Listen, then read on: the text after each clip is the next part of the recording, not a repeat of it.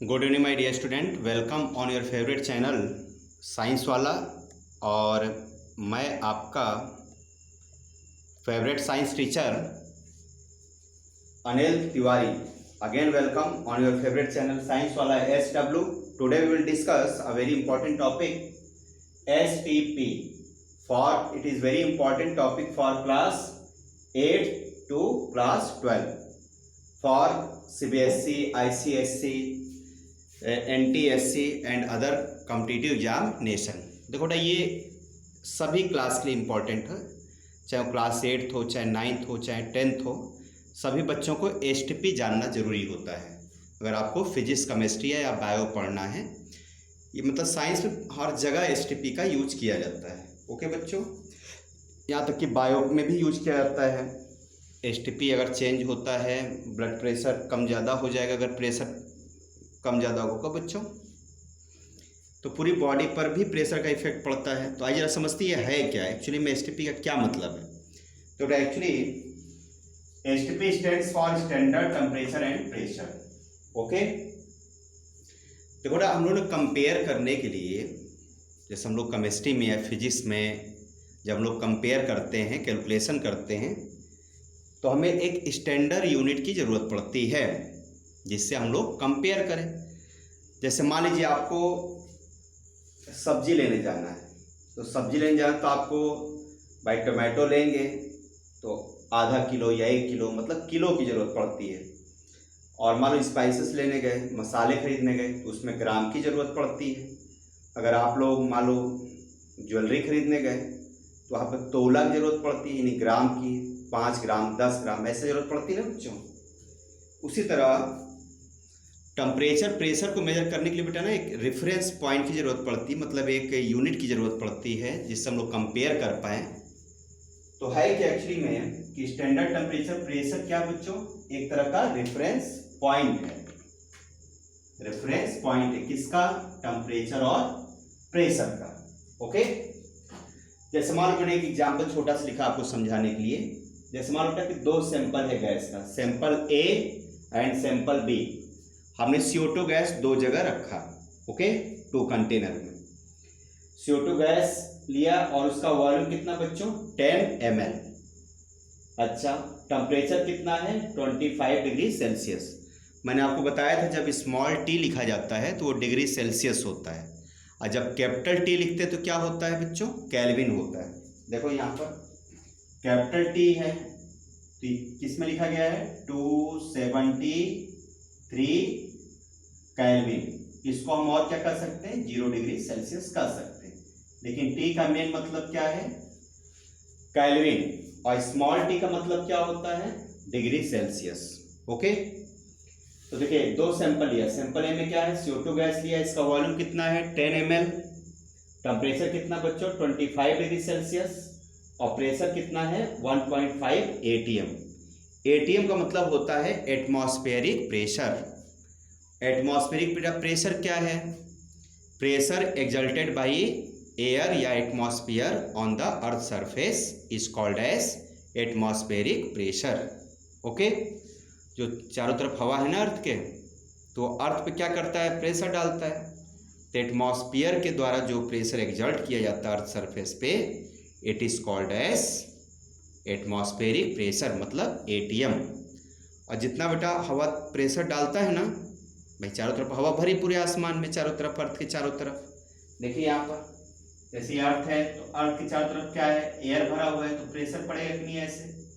तो ये जो प्रेशर पड़ता है इसको हम लोग क्या करते हैं, 1 ATM करते हैं।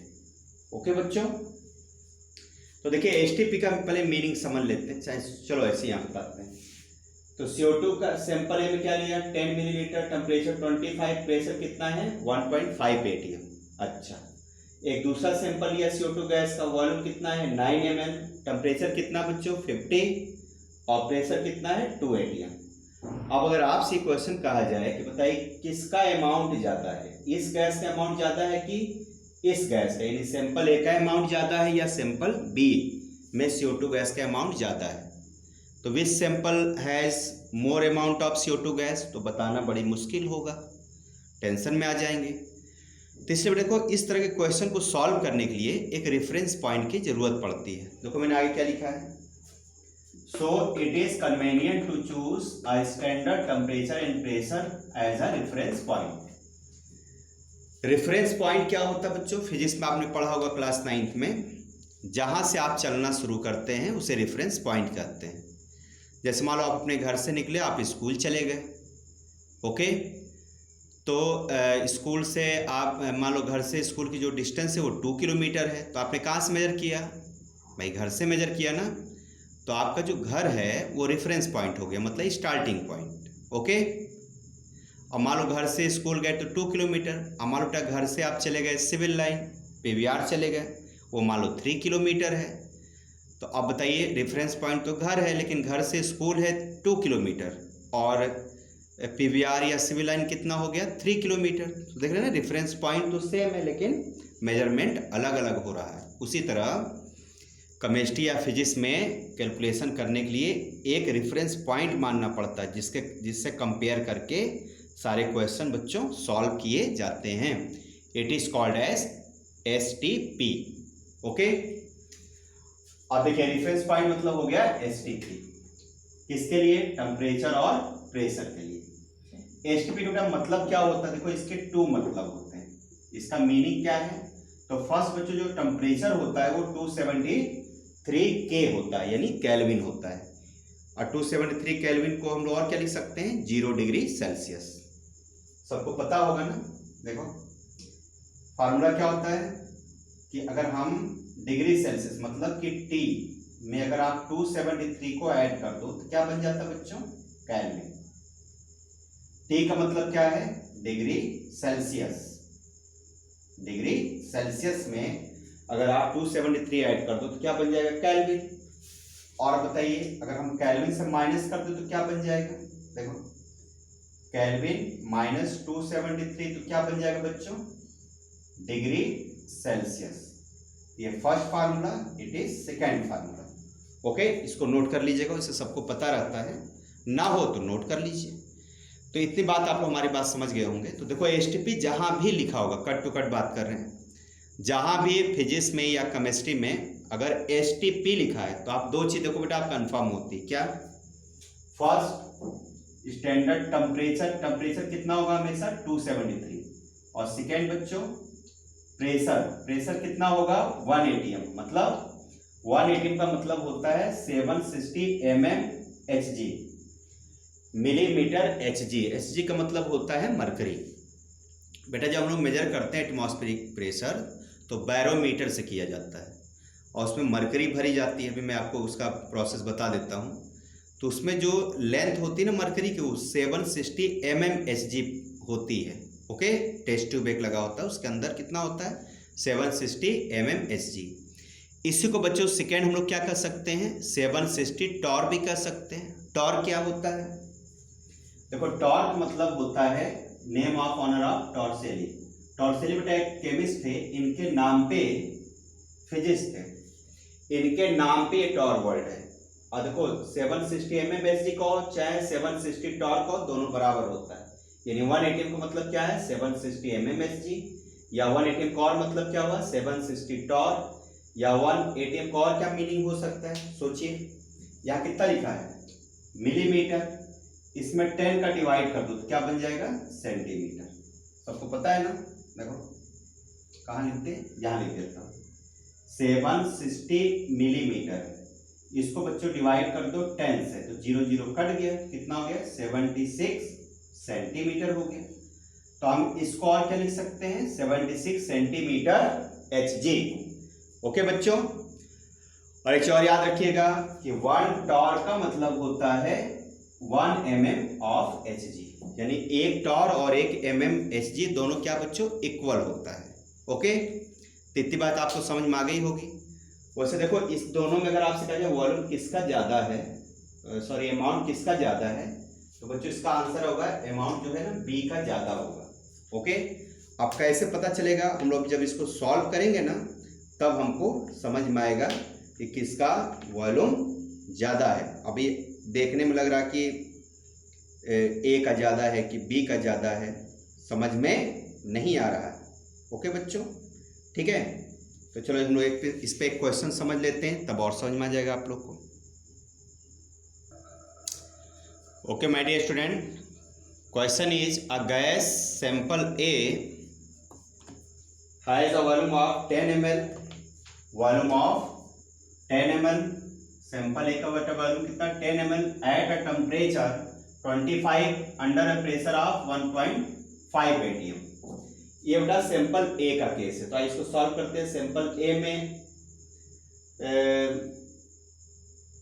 में क्या क्या दिया है, P1 बच्चों हो गया कितना 1.5 atm, V1 कितना हो गया 10 ml, T1 बच्चों कितना है 25, इसको कन्वर्ट कर लीजिए केल्विन में, 273 ऐड करेंगे 298 के हो जाएगा। अब सेकेंड बच्चों इसका जो केस निकालना पड़ेगा वो STP पे आपको निकालना पड़ेगा, तब समझ में आएगा कि which gas has larger amount. अभी मैंने आपको बताया था CO2 एग्जांपल लेकर के, तो एक STP का कंडीशन बनाइए। STP पे क्या होगा बच्चों, प्रेशर होता है 1 atm और टेम्परेचर होता है 273 के फिक्स होता है। अब एक बेटा इक्वेशन मैंने पढ़ाया है, जिन बच्चों को ना समझ में आया हो आप गैस लॉ पार्ट 2 जरूर देख लीजिएगा, पार्ट 1 एंड 2। तो by using combined gas equation क्या बच्चों, P1V1 by T1 is equal to P2V2 by T2। इससे आप जब V2 की वैल्यू निकालेंगे, V2 निकालना है ना आपको, लार्जर अमाउंट, मतलब आप क्या कैलकुलेट करना बच्चों, इसमें V2 आपको कैलकुलेट करना है। ओके, तो V2 कैलकुलेट कैसे होगा बच्चों, V2 आपको पता करना, मैं यहाँ लिख देता हूँ।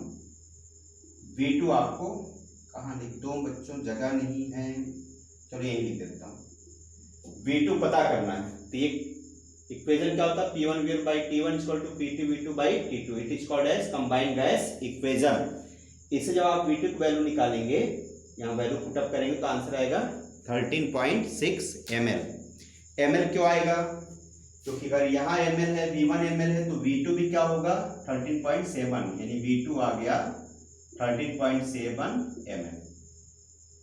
यानी हमको पहला पता चल गया। अब देखो बेटा एक और दिया है another gas B, another gas B के लिए हम लोग कैलकुलेट करते हैं।